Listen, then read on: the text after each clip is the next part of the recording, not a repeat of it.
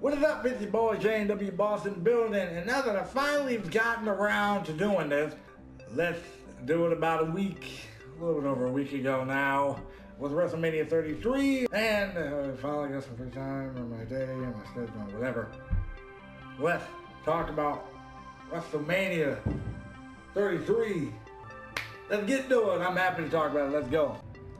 Alright, let's get into it. Match number one, you got AJ Styles versus Shane McMahon. This was better than a lot of people expected this match to be. Because AJ Styles, the whole thing was like, oh, Shane McMahon is not a wrestler, which is true, and AJ Styles is there better and blah, blah, blah.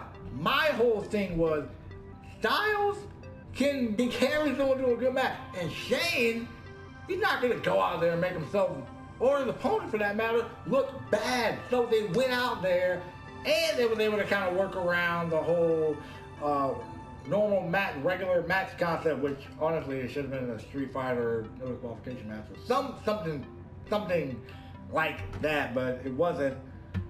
But they were able to kind of make something work out of it. You know, Shane tried to out wrestle AJ in the beginning. Then they go to the outside. Then ref gets knocked down because AJ was trying to go for like a pellet kick to Shane in the corner, but caught the ref. They fight to the outside. Shane tried to go for the elbow drop to the table, but this time Styles moved as opposed to Friday, in which he didn't, or Tuesday, in which he didn't. So good continuity there. Yeah, Styles tried to go for the coast to coast, missed. Actually he didn't miss. Got blasted with a trash can straight to the head. Like got thrown straight at his face. That sucked. He got his hands up. It's obvious he got his hands up, but damn, still. Shane hits the coast to coast. I think something happened. Then Shane tried to go for a shooting star press, which was amazing. For his age, that was cool. Tried to go for a shooting star press. Styles moves out of the way. Tried to go for a phenomenal forearm. There was one point where he was trying to go for a phenomenal forearm. Shane catches him into a freaking triangle, which was nice. Styles fights out of that, hits the Styles Clash, and Shane kicking out the Styles Clash was kind of but they keep going for a couple of more minutes, and then Styles hits a phenomenal forearm. Probably maybe call some of those spots out of order, but anyway, Styles wins, hits a phenomenal forearm, gets the win. Good, that's what was supposed to happen. Styles gets the win, bravo, and make go one better. I think Styles may start turning face. Plus, he's staying on SmackDown as a result of the superstar shakeup that happened this past week, which is great. So, good match. Thumbs up for those two. Let's move on to the next one. Kevin Owens versus Chris Jericho for the United States Championship. I think maybe the match could have been a little bit higher on the card, but okay. Cool thing to point out. First, the giant list of Jericho. Awesome. That was awesome. Comes out with a new scarf and all this stuff. It's cool. It was cool. As far as the match itself, I don't know what I was expecting. It wasn't bad, but it wasn't like incredibly great. That's just me. I don't know. That's just me. But you know, it wasn't. It felt like a typical, you know, match. It felt like a typical match, and you know, I didn't get that feeling of, you know, AJ, like Kevin Owens wants to kill Jericho or vice versa. I didn't feel that. I didn't get that tension there with those two. You know what I mean? So that's some cool things where I think the infamous Kevin Owens getting his finger on the rope. That was great. I think Jericho no. Owens was going for a pop-up powerbomb. Jericho called him with a code breaker. And the funny thing was, I remember watching this match, I'm sitting thinking to myself, it would be cool if Kevin Owens tried to go for a pop-up powerbomb and get counted to a code breaker. And about a couple minutes after I said that, that was the next spot that they did. And they did that, and then Kevin Owens got his finger on the rope, which was awesome. Match ends with a powerbomb on the apron, and then throw it back in the ring. Kevin Owens gets the win. It was good. It wasn't great. I hope these guys have some more matches in the future, because that way they can get Hopefully, maybe some of those matches could be a little bit better, you know, a little bit more personal, feel like a more personal thing than what it was. But for what it is, wasn't bad, great. I'm fine with Kevin Owens being the U.S. champion. We got the Raw Women's Fatal 4-Way. This match was, it was a bit too short.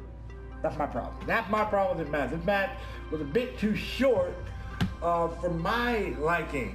And I'm honestly surprised Nia Jax was the first one eliminated. But to be fair, it did take all three of them took Bayley, Sasha Banks, and Charlotte having a triple team to get Nia Jax out.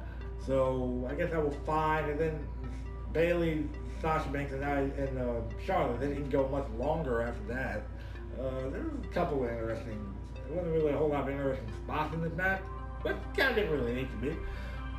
Charlotte hit that corkscrew moonsault like she typically does. I think she should save though for like special occasions, like tonight or whatever. I'll be fine. But kind of every week, so it's kind of like a normal spot now. But I think the way Sasha was eliminated was kind of whack, with, you know, her getting thrown head first into the middle, the exposed middle turnbuckle, and then eliminated like that. It's like, really? Could have done something better with that. Then it went down to Bayley and Charlotte, and Bayley ended up picking up the victory. Fine, I'm cool with Bayley winning. I didn't want Charlotte to win. Going into it, I had a feeling Bayley was going to win. But I was sitting there thinking we were probably going to see some sort of, I don't know, maybe teaser was what maybe happened down the road, but we didn't get any of that, so it's like, it happened, so. Bayley wins. Match was a bit too short for my liking. I think this match really could have been better if it had a little bit more time, but they did what they could. Next, we got the Raw Tag Team Championship ladder match with Edwin Cass versus the Club versus Sheamus and Cesaro versus the returning Hardy Boys. Bruh, let me tell you, I jumped out of my seat when I heard their music hit. I thought it was awesome. It was a great moment. I thought it was going to be the New Day. I thought it was going to be the New Day from them coming out. And I'm like, oh, wait, the New Day are going to insert themselves. But then they hear the Hardy Boy music. I'm like, ah! It was great. It was awesome. Good moment. They win. They did a couple of nice spots. I think Matt Hardy hit the Twitch face on the top of the ladder at one point. And then Jeff hitting the Swanton on the outside, taking out Sheamus and Cesaro, putting them through the two ladders. Cool. Matt Hardy was by himself. Match goes on. Matt Hardy's up there by himself. Gets the belt down. Great return. And I hope the season broken gimmick in WWE. I hope that the lawsuit swings Matt Hardy's way. That way he can get right to use the character. And then if you want to break up the Hardy Boys, fine. At some point, fine. Just let Matt and Jeff shine on their own show. If you want to do that. That way it doesn't feel like Matt is kind of, the weak link of the two, like he has been for years before he started doing this whole broken gimmick thing, which is probably the best thing that happened in Matt Hardy's career. So, with that being said, good. The match was good. The match was quite good. Especially for the Hardy Boys who wrestled like 2 other times before that night. And then wrestled on Monday. They were probably worn out by the end of Monday, man. It was crazy. But good job. I'm fine with the Hardy Boys winning. I wonder who's going to have to beat them, but I don't know. We'll cross that bridge when we get to it. From a tag match that was great to a tag match that was not that much. John Cena and Nikki Bella versus Miz and Maurice. It was short. Miz offense basically just consisted of doing a whole lot of Daniel Bryan's moves. You get the crowd on his side with the whole yes chants and the kicks and blah, blah, blah. Then it ends with Cena making a comeback, and then Cena and Nikki both doing simultaneous moves like 5-knuckle shuffle, and then the Attitude Adjustment, which I don't even know, and I think Nikki ended up doing the rack attack, and John did the Attitude Adjustment, because what the heck Nikki did not look like an Attitude Adjustment. Whatever. And when John proposes to Nikki afterwards, I find it weird that Nikki John was proposed to Nikki while she was drunk up and on medication after her surgery. Really, man? Really? You're not making yourself look good, dog. Like, why? Whatever, I can't really hate on the moment. It was a good moment, it was a sweet moment. And kudos to John Cena and Nikki Bella. Unsanctioned match. That's Rollins versus Triple H. To me, this was my match of the night. Why? Because it was just good. I liked it. Was slow moving. Yeah, I mean, you can argue, oh, you know, the match was kind of slow and blah, blah, blah. It was, but I think it worked. In this case, it worked because Seth Rollins, you know, had his whole knee injury thing, and they were playing that up throughout the match, and they did. But Seth Rollins, it kind of had the whole deal. Seth Rollins, yeah, this knee injury and all, I'm still kicking your tail, dog, and he kind of did just that. They didn't really do a whole lot of crazy hardcore stuff. Like they had Triple H DDT, Seth Rollins on the apron with about killed him, man. So yeah, Triple H did the DDT on the apron, which was thick. Then they had a couple of, then they kind of told the story of how Seth Rollins injured his knee in the first place. So that was interesting. They did the buckle bomb. I was scared for Triple H when he took that buckle bomb. He didn't land weird, but like, I don't know, that buckle bomb was just like more dangerous than the curb stomp in my opinion. So stop doing that, please. Thank you. Then they had the cool night sequences, the pedigree counter. Stephanie gets on the apron. Triple H go to try to hit. Rollins stops in front of Stephanie, like, whoa, wait, oh, snap, my bad, y'all, hold on. Turns around, I think he gets like super kick or something by Rollins. Flies to Stephanie goes to the table, so she probably got written off TV for a little bit. I believe she got written off TV for a little bit. And Rollins wins with the pedigree. Cool. And Rollins hit the Phoenix Splash tonight, so great. It was a good night for Rollins, decked out in all gold with the torch and stuff with the entrance, which was awesome. Triple H with the trike, put that up, please. What was that? That wasn't a great entrance. That was kind of underwhelming. It really was. I thought it was gonna be something cool, like you better roll out on the dirt bike or something like that. But take something from the Undertaker, fine, cool, whatever, do your thing, whatever. That is what it is. Then we have, I believe, SmackDown Women's Championship Six-Pack Challenge with Naomi, Alexa Bliss, Carmella, Mickie James, and Becky Lynch. This match was just, like this whole match was just, it was rushed, it was kind of rushed. Nothing really memorable. Naomi wins in her hometown. Good. That's really the only thing noteworthy about this whole thing. Nothing really happened this night. So, good for Naomi for winning, but nothing happened. Bray Wyatt versus Randy Orton. This match was a disappointment. What was that? We have Bray Wyatt coming as champion for the first time versus Randy Orton. And yeah, and the match was just slow. It was boring. You had the RKO on the floor, which was nice, but then the whole time it was just, the match itself was just boring. They had the cool special effects on the ring whenever Bray would go to do the spider crawl thing. And I'm sitting there thinking something is going to come of this. We're going to see the debut of Sister Abigail or something. It's going to be great. Then Bray goes up and starts, slamming Orton like, hey, come on, fight me, boy, blah, and all that crap. And then Orton just gets up RKOs and pins him 1, 2, 3. He's a new champion. No Sister Abigail, nothing. Underwhelming. Very disappointing. What the heck was that? Bruh. Why? Whatever. Speaking of something that wasn't disappointing though. What? Brock Lesnar versus Goldberg for the I almost called it the Undisputed Championship, the Universal Championship.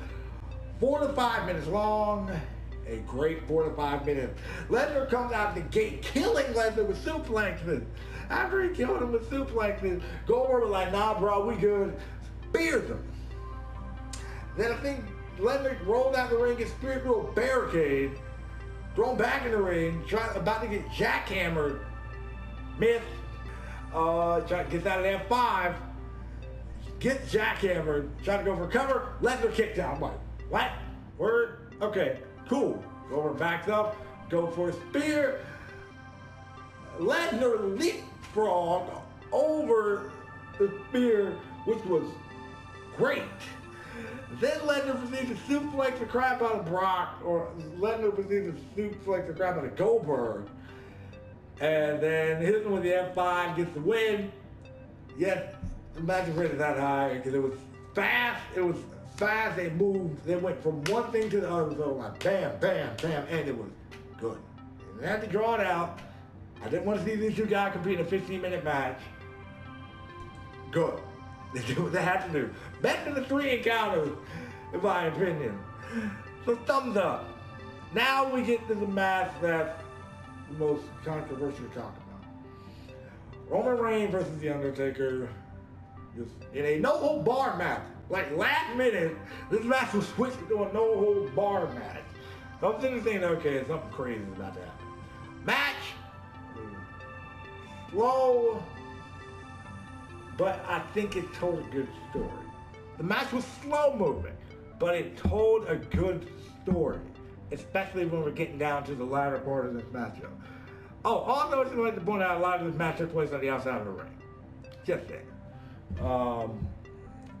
So a couple of spots I remember was whenever Reigns was trying to go for the, I think he was trying to go for the drive-by kick. Undertaker was kind of leaning across the apron. Reigns tried to go for a drive-by kick, and Taker decked him square in his mouth. The second he tried to go for it, he was like, let's go. Sit yourself down somewhere.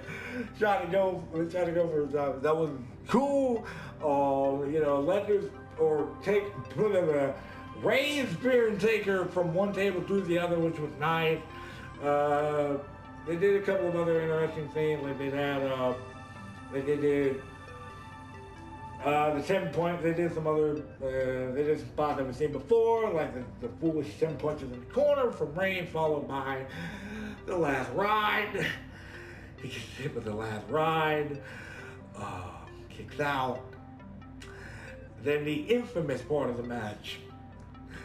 Taker go for a tombstone. They try to reverse and failed because Reigns couldn't get Taker up for the tombstone. That can kind of show maybe Undertaker's age catching up to him a bit for not being able to do that, because I don't think they've done that spot in years past. I don't think they've done that spot in years past. I think the last time I remember them doing it was WrestleMania 27. If they did it any time before that, let me know. Because I don't think they've done that spot in a while, so yeah. The tombstone into another tombstone spot, not tombstone to something else, but whatever. So then Reigns speared The Undertaker like 5 or 6 times before he finally stayed down. Superman punched him, and you can see every time Undertaker kicked out, you see the look in his eyes. Taker like, come on, bruh, bring it. Reigns like, dude, I don't want to do this. You better stay down. Don't do this, bruh. Don't keep getting up. I'm telling you, stay down. Stay down. Spear, kicked out. Reigns looking at this dude like, bruh, okay, we're gonna try this one last time. And then finally, Reigns went full head of steam, bounced off one rope, bounced off the other rope, and blasted The Undertaker with a spear. 1, 2, 3, and Reigns picks up the victory. We don't get a Roman heel turn. We don't get any of that. And here's my thing. Here's my take on this thing. People will argue till they're blue in the face whether Reigns should have been the guy to be The Undertaker. Okay. Me personally, going into WrestleMania, I was looking for Cena versus Undertaker. That didn't happen. Reigns was not a bad option. I mean, some people saying, oh, Braun they could have gave it to Braun. What the heck has Braun done in the past couple of months to deserve The Undertaker at WrestleMania? Hasn't even won a championship yet. And, he's qualified to face the Braun's a big dude, and yeah, there's everything that could have worked, but it wouldn't have made a whole lot of sense. My opinion of it. Everybody can have their opinion. So, do I mind Reigns being the last guy for The Undertaker? No. I really don't. I don't see what the problem is. And then there's the whole thing of, oh, well, Taker didn't want Reigns, or Taker did pick Reigns, and blah, blah, blah. My whole thing is whether he picked Reigns or didn't pick Reigns. Taker did what he had to do. Taker went out there, tried his best to make Reigns look good. Didn't really work all that well, but he did his thing. You know, pass the torch. That's the thing that Scott says that I feel a lot of fans don't get, the passing of the torch. Now, apparently, they're going to have this thing of Reigns being the new Undertaker. I hope that means, I hope when they say Reigns is probably going to be the new Undertaker, please don't take his gimmick. Please don't do that. That's not how you do it. If you want to have Taker maybe have like an undefeated streak or whatever at WrestleMania, go for it. Don't have him steal the Undertaker gimmick. Maybe breaking his having a better WrestleMania record than Taker. Okay, fine, because records are made to be broken, streaks are made to be broken, and if that's how they want to do it, go for it. Not gonna be the guy gonna give you the best reaction ever, but go for it. Do your thing. Do your thing, WWE. Do your thing. But overall, let me first give you my match of the night because it's been a long review. Match of the night: Seth Rollins versus Triple H. Quickly covering the thing on the pre-show, Aaron versus Neville. It was a good match. Could have been better with more time. But I know these two, if they end up having matches in the future, it's gonna get better. It's gonna get better. I got high hope. It's gonna get better. Mojo Rawley won the Andre the Giant Memorial Battle Royal. I felt that honor should have went to Braun or Big Show, since apparently that was the last night. I think he's apparently just about retired at this point. So Big Show already won. Never mind. Braun should have won that. Straight up, Braun should have won it. Overall, WrestleMania, you get about. Yeah, you see the rating. You get about a good 7.5 out of 10. It was a good show. Some of the down points were Bray versus Bray. Bray versus Bray was a down point.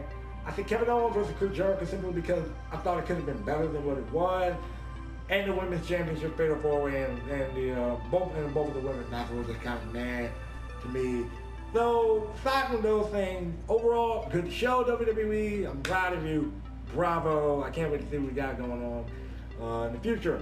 So, that's it for this video. If you can, please leave a like, comment, and subscribe. Check out the other videos and streams on this channel. Spread the word. Spread the word about the channel. Until next time I see you guys, be a boss, and I will holla at you guys later. This was a long review, so if you watched to the end, thank you for hanging in there.